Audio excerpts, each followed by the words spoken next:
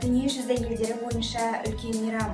Әсіресе екінші дүниежүзілік соғысқа қатысып, отан үшін от кешіп, қан майданда ерлік көрсеткен ардагерлер үшін ерекше мейрам. Бұл видео құттықтау тілектерімізді Ұлы Отан соғысына қатысып, ерлік көрсеткен жауынгерлерге және де Ұлы Отан соғысына қатысып, бейбіт заманда өмірден өткен ардагерлерге және қазіргі таңда Ұлы Отан соғысына қатысып, бейбіт заманда өмір сүріп жатқан ардагерлерімізге арнаймыз.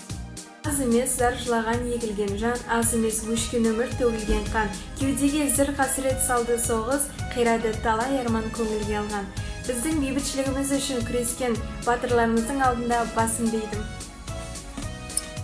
Сұрапыл соғыс қанша мидың адамын ұрлады, қанша үйдің оттары сөнді, қаншама аналар ұрыс даласынан келген қаралы хабарға сене алмай өмірден өтті, қаншама арулар жесір қалды, қаншама сәбилер жетім кетті.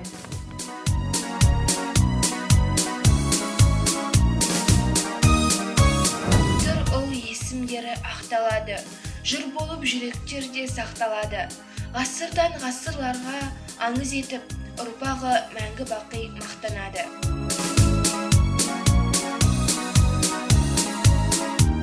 Жүрегімізден ерекше орын алатын жеңіс күні біз үшін үлкен мейрам.